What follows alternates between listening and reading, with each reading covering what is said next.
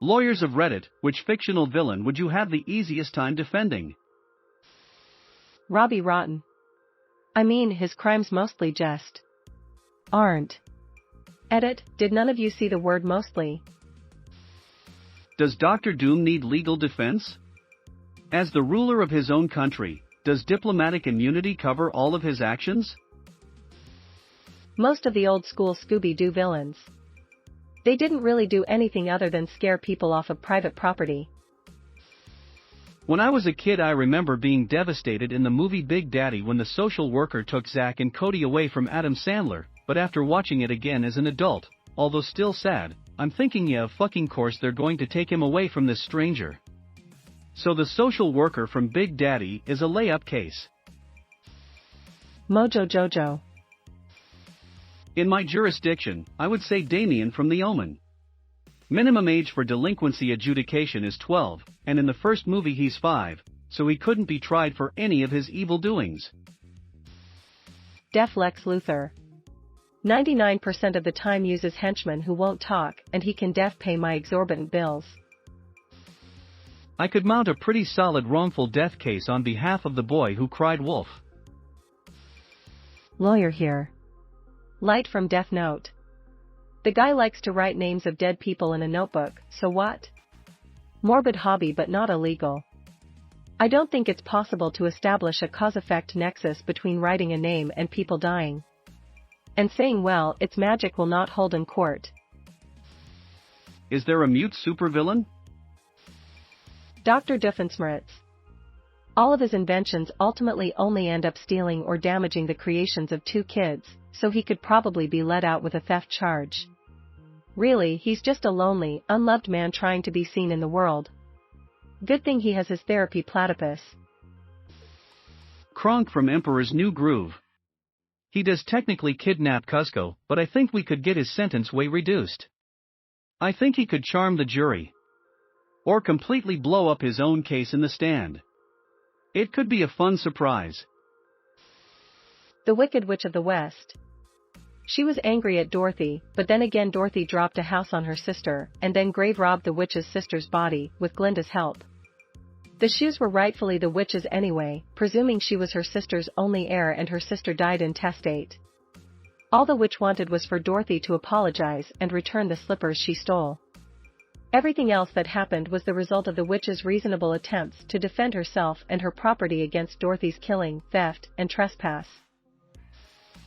I want to defend the dinosaurs in Jurassic Park.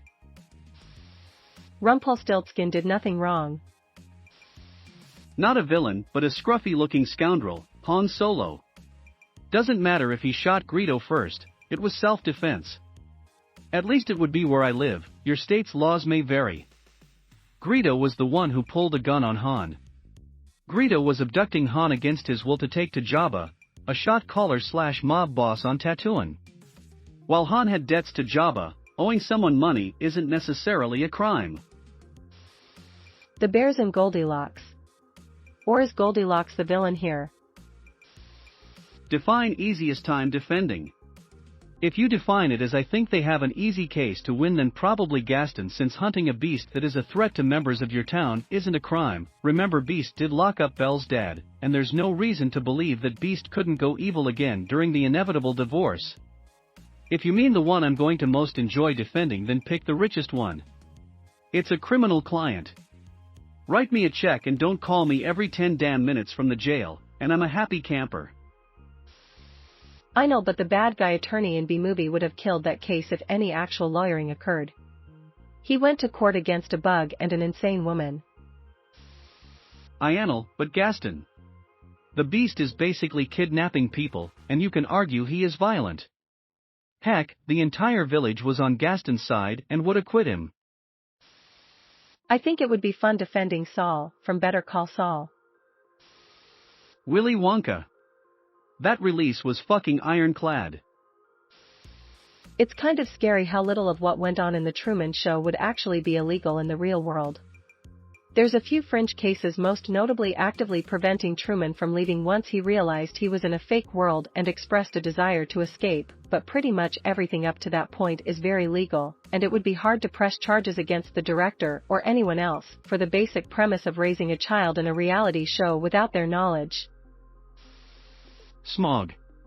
He had to have earned squatters' rights, be considered an adverse possessor of the property after all that time. And the House of Duran did abandon the property. I think he had a right to defend his home. Edit, plus statute of limitations on that whole burning the city thing when he first arrived. Edit 2, you are all correct about adverse possession. Corrected and thank you. Ursula, that was freedom of contract all day. As a lawyer, I can guarantee that a Catwoman would present well to a jury. She can even win over Batman. Catwoman never kills, and she's definitely not evil. She mostly commits property crimes, and does an occasional good deed. Catwoman also has a tragic and sympathetic backstory. Depending which version you read, she's suffered from catastrophic head injuries, been forced into, and escaped from, the sex trade as well as a violent pimp. Growing up, Catwoman lost both her parents, including an abusive father, to suicide and alcohol. She was homeless at times and also confined to harsh conditions at an orphanage. Despite her tough circumstances, she would always go to great lengths to protect her younger sister. These days, she's just trying to get by in a cold, cruel world. And exposing corruption in the process. Easy acquittal. Tougher but maybe possible to get her a medal for civic achievement. Tulkinghorn from Bleak House, Old Man Potter from It's a Wonderful Life. Cruella de Vil. I would never take a case involving Dr. House or Sherlock Holmes though. I feel like Ganondorf would be a nice pick. According to the laws of the Hylian world, he's just, like, supposed to be doing evil stuff all the time. The curse has to be fulfilled throughout generations. There's always a hero, an evil person, and a goddess. Kinda like a contract, huh? The Joker. Your Honor, my client, who is clearly suffering from schizophrenic delusions and various other mental issues, was punched in the face by a billionaire in a rubber gimp suit. And worse, the Gotham City Police Commissioner asked him to do it. Yellow Jacket from Ant-Man. He killed one dude, but there's zero evidence of that. All he did was use his own company's research to try to create a new weapon. Maybe not particularly moral, but he didn't do anything wrong until Lang and Pym stole from him and destroyed his entire office building. After that he did some property damage, but Pym even said that the shrinking tech could affect his mind, so there's a completely reasonable defense that his behavior was affected beyond what he's aware of. Furthermore, since Pym created the tech and knew full well that it could affect the mind and didn't do anything to warn Darren Cross about it, it's really his fault.